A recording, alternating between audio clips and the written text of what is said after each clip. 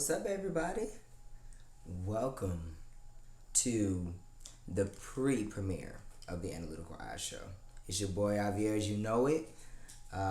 Welcome to. This is gonna be the intro into season 2. So cheers to that.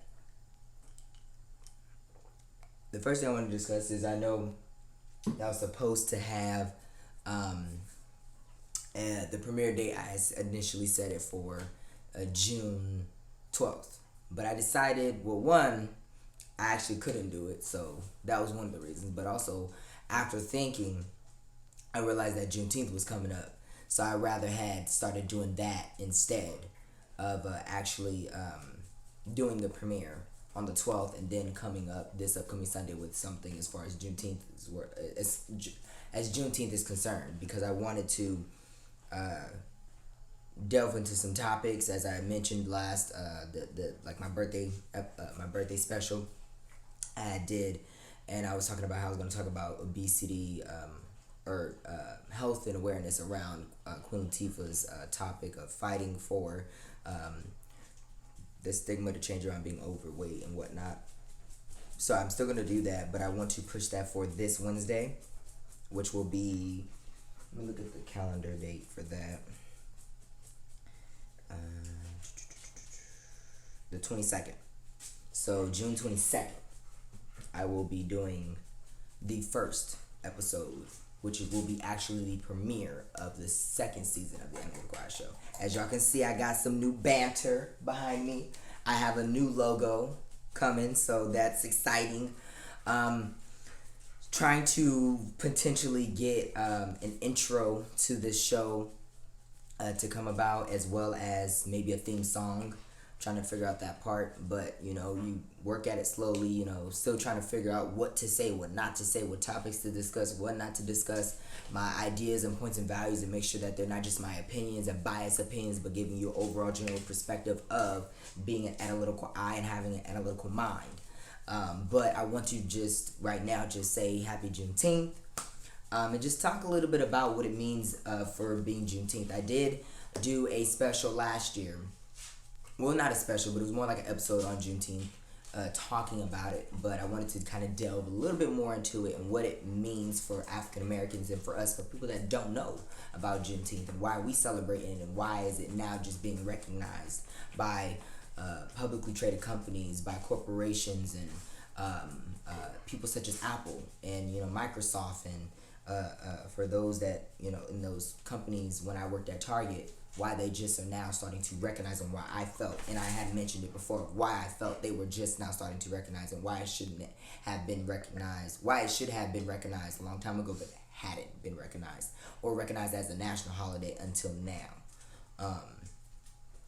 But like I mentioned, I will be doing that. So welcome to the pre-premiere of the Analytical Eye Show. Again, like I said, happy Juneteenth. And I want to salute to all my black people and say cheers to all of the unsung heroes, the ones that are fighting for us constantly to this day, the ones that have fought for us and continue to fight for us, and the ones like me that are continuing the fight for equality and the injustice to die, and for black people to prevail and succeed in life. So cheers to that. The next thing I want to mention is Happy Father's Day. The weirdest thing that happened to me this year. Oh my God. Hold on. This comes out. See, one thing I'm going to show y'all is the real side of me. This happens a lot. So, excuse me on this. Oh God. I must have not tucked it in tight enough. But now you guys know how I do my head buns, my head wraps. I do it just like that. Matter of fact, let me show you. Matter of fact, because this is actually one of the things I wanted to talk about was my head wrap, because a lot of people say, I like your head wrap. I like the way you do it. How do you do it? So, the way I do it, since it already came undone, let me show you guys. So what I always do, and I may have shown this on my previous episodes, but I don't think to this severity. So what I do is I just take it to the back, like this, twist it, and just keep turning it. And you just basically turn it like if you were making a ponytail, but like, you just twist it. and it should come out like this, right? This is so unexpected because I was going to talk about this later on, but I guess I can talk about it now since it already has occurred. Um, so then it's like this, and then you just swing it around, and you just keep twisting it, turning it, and then you just tuck it right on in. Now that that's out the way, because that decided to occur before I planned on talking about it. That's okay though. Things happen for a reason, I believe. Let's just make sure it's secure this time, so it doesn't keep falling out. So this is one of the things that make up African Americans. When it comes to Juneteenth, June 19th, 1865. As we know, the Emancipation Proclamation was signed by Abraham Lincoln. But however, with the war that occurred during that time in 1865, well, that had been going on for many years at that point, between the North and the South for equality for the slaves and getting those slaves freed.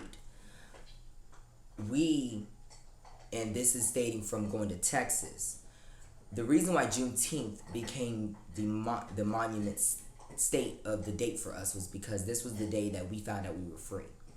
A lot of slave owners, this is why the war was going on, and even years after the Emancipation Proclamation was signed, we found out we were free because it was signed. But not everybody was free at that point because slave owners were still trying to keep slavery intact. And what they did was, because slaves didn't know how to read or write, a lot of us didn't. Our ancestors didn't know how to read or write. They didn't know. And excuse me, in the background, my dog decides to eat his bone, or start eating on his bone while I'm doing my show. It's like kids where they, when you're finally doing something, want to start making all this noise, but before they were quiet as hell. It's that thing. So if that's what you're hearing in the background, it's my dog with his bone, Mikey. But anywho, we didn't find out about, our ancestors didn't know that they were free until a gentleman came down by the name of, and I want to give you the correct name.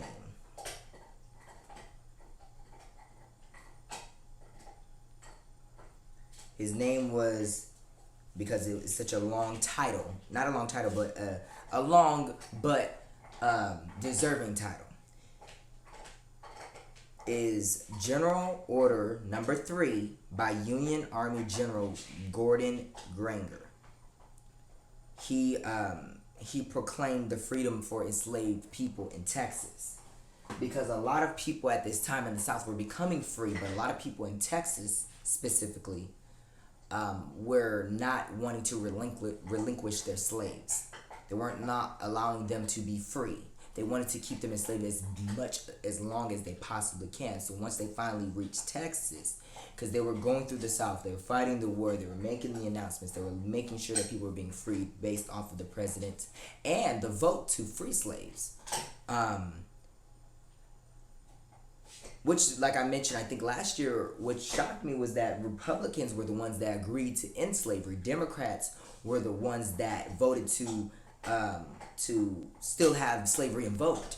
So the fact that, that's where I did mention last year, how did we as a country over the centuries have arced, in the decades, how did we arc from Republicans being for whites or rich people that were conservative versus the ones that were Democrat, which are black or minorities, equality for all, whatever it may have. You get my drift? So that's where I'm trying to still I want to do some studying on that. Not that I'm trying, but I want to do some studying on how the country arced that over, because that's always been a question to me.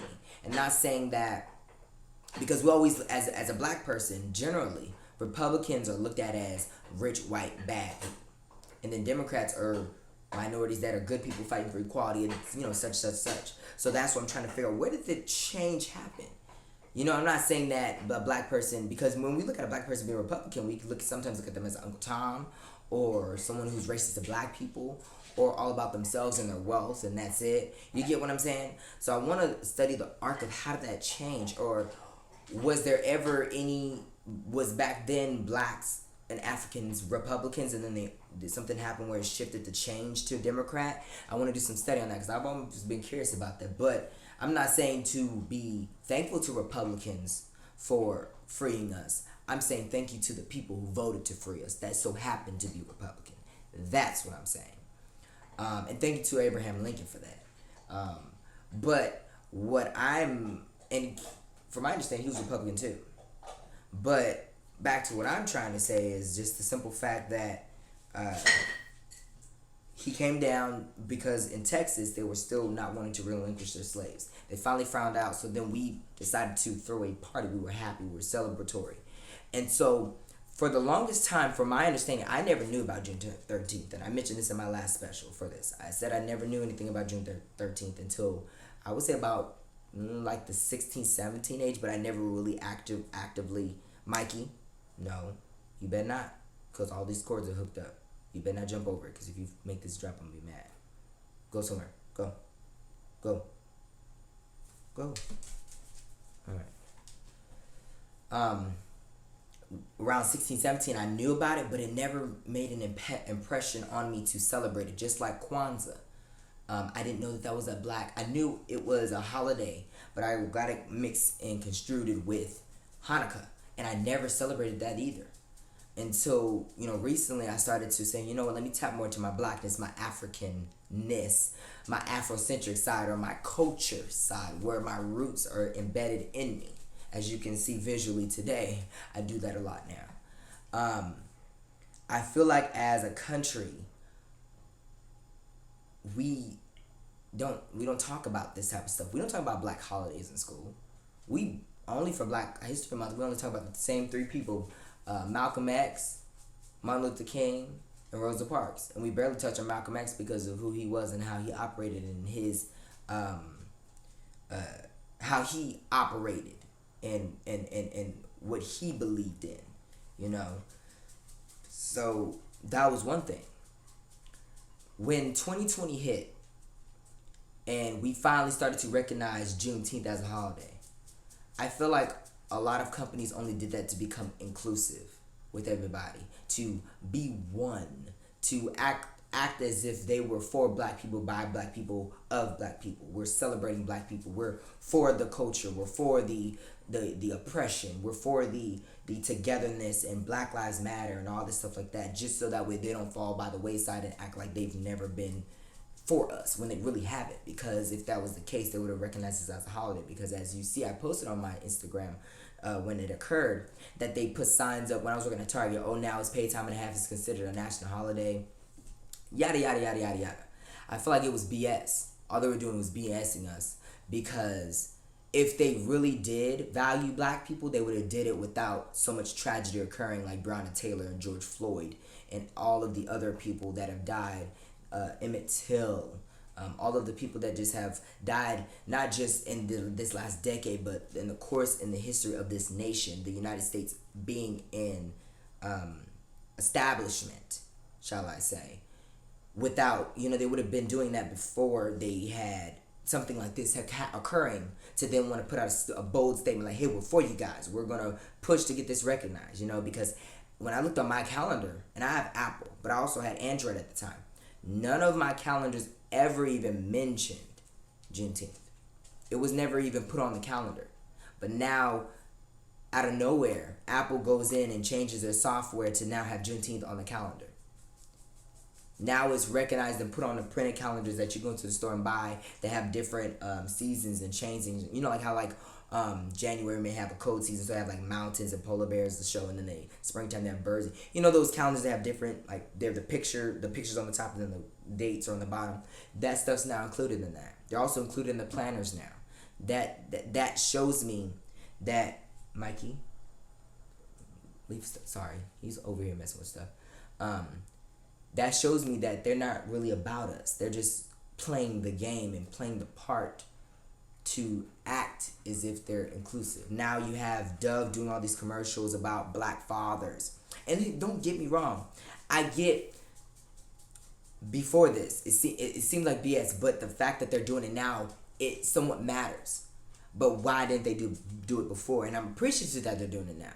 But I feel like also the commercials that I see now about Dove partnering with black fathers to show that there's real black fathers out there, and there are real black fathers out there. So happy Father's Day to those real black fathers out there. But I feel like it's also BS, because if you were inclusive to us, and like I told you, Dove is owned by Procter and Gamble. They own Tide, they own Downy, they own Gain, all of those detergents that y'all buy, all the fragrance, all that stuff. They own that. Dove, they own Dove. They own a lot of large liquid gel or spray type of and aerosol products and stuff that we use in our households.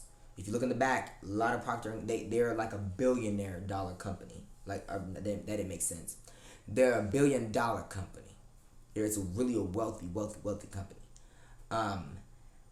And so I just feel like it's all BS. You know, I sat up here and I watched the ad for that dad commercial. I'm like, you guys couldn't have done this before. You guys are trying to build up this facade. That's what I'm looking for. This facade that you're for us, you're about us. But all along, nobody's ever really been about us or for us. And I'm appreciative that you're starting to shine a lot of it now. But why not a long time ago? Why not in the 90s when a lot of horrific stuff was happening into the black community? Why not when you first started your company? Why all of a sudden now at the peak where we black people, we've been had enough and we've been in the headlines and we've been fighting, we've been protesting, we've been marching. Why but now is this the right time you feel that you need to now become inclusive instead of exclusive to us? If exclusive is the right word, but you get my drift. You know, why is it now? So I just feel that it's a little wishy-washy.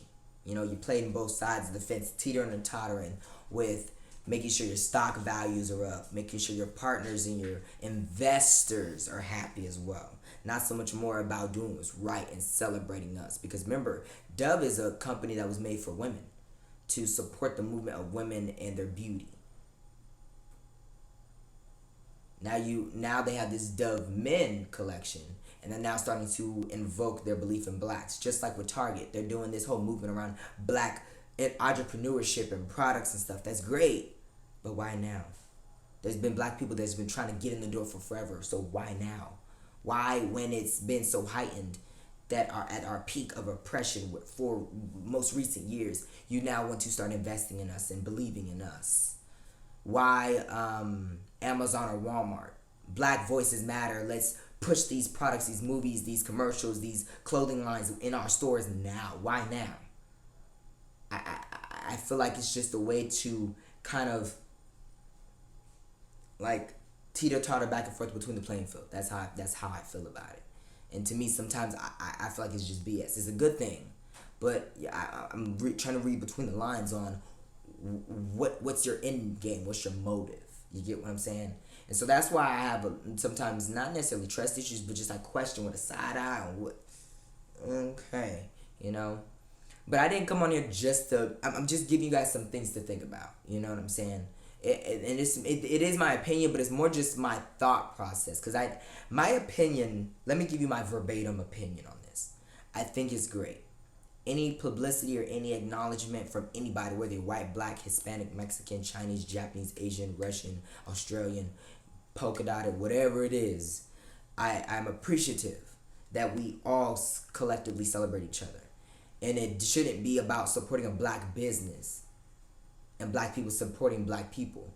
It should just be support the business because it's whether it's good or not. You know what I'm saying? Because there's black business out there that are good. There's black business out there that are bad. There's white business out there that are good. And those are there that are bad. Same thing with every other ethnic or culture, or religion, or race out there.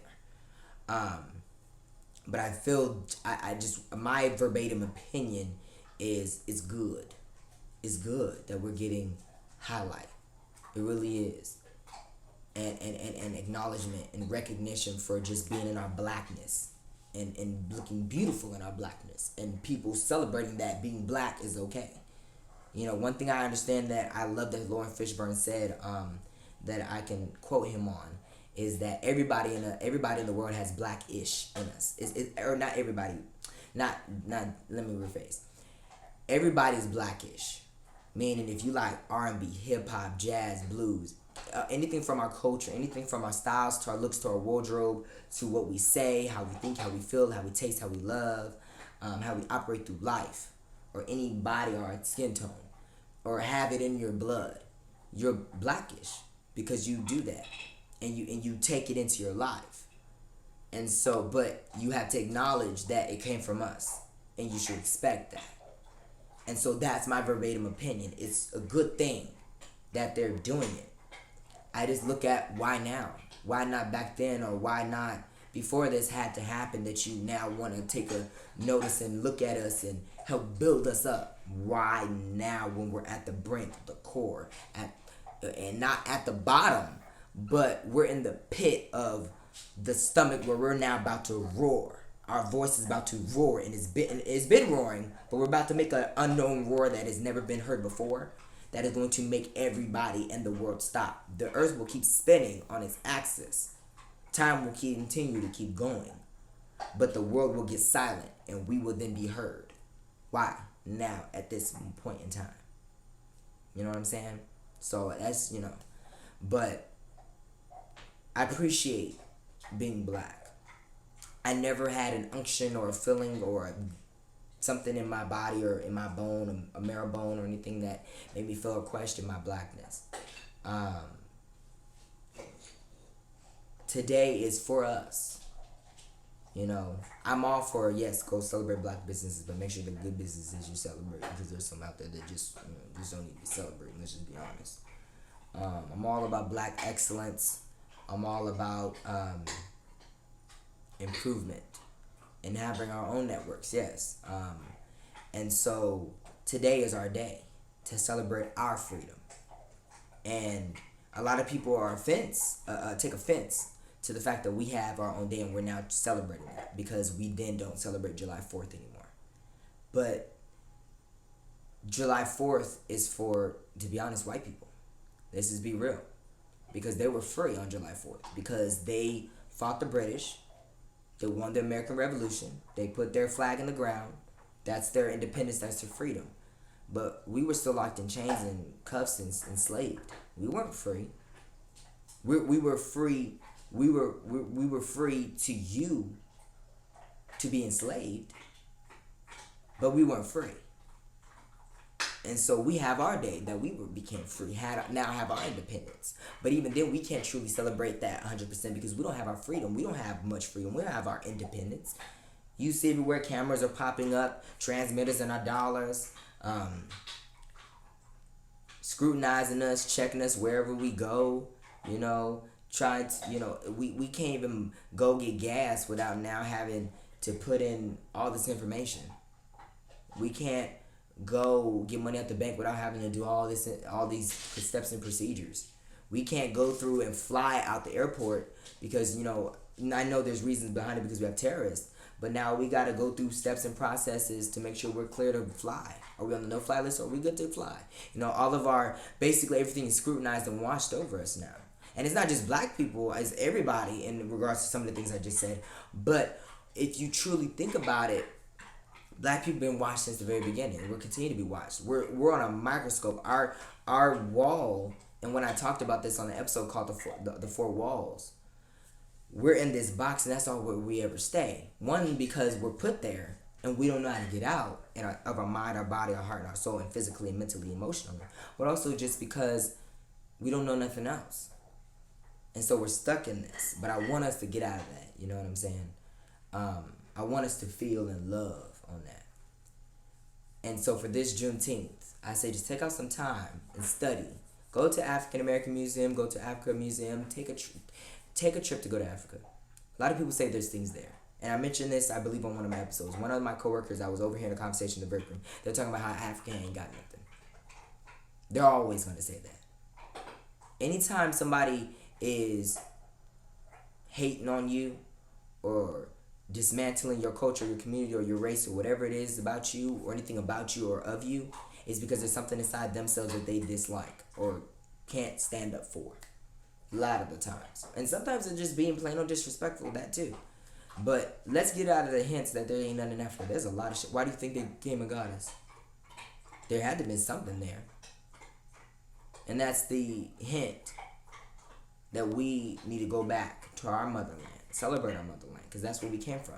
I was watching a YouTube video not too long ago where, or was it on Facebook or something, where there was a lady talking about, she was begging us to come back, black people to come back, all African Americans, come back to Africa. We miss you. We love you. We're here for you.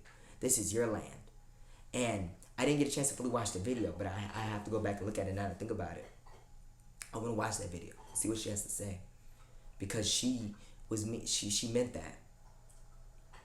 There's a disconnect between there's always been this underlying comment that I've heard throughout my life where Africans and African Americans don't get along because we're different. And yes, we are. There's Africans and there's African Americans. But where do we come from? We're Africans first. That's why it's African and then Americans.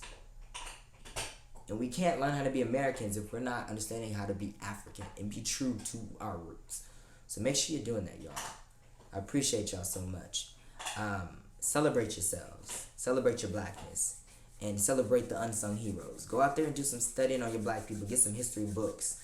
Go to the art museums. Take a trip to Africa.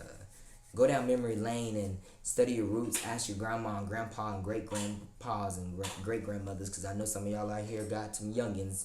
Y'all having all these kids back to back to back. So, somebody's out there that's great. Somebody has a great-grandmother and grandfather that's like 78 or something. But go back, study your roots, because that's important. Don't go buy into this damn white people shit, Ancestry.com. Anybody got time for that? Why pay somebody to find out something that you could find out for free? And get more knowledge and understanding about it and perspectives and more valuable pictures and things of that nature. Nothing against Ancestry.com, just saying. Do the hard work. It's worth it in the end. I love y'all so much. I'll see y'all this Wednesday. We're going to talk about health and awareness and being overweight and the stigmatism around that. I appreciate y'all so much. Have a great, wonderful Juneteenth. Celebrate yourself. Celebrate each other. And let's continue to love each other.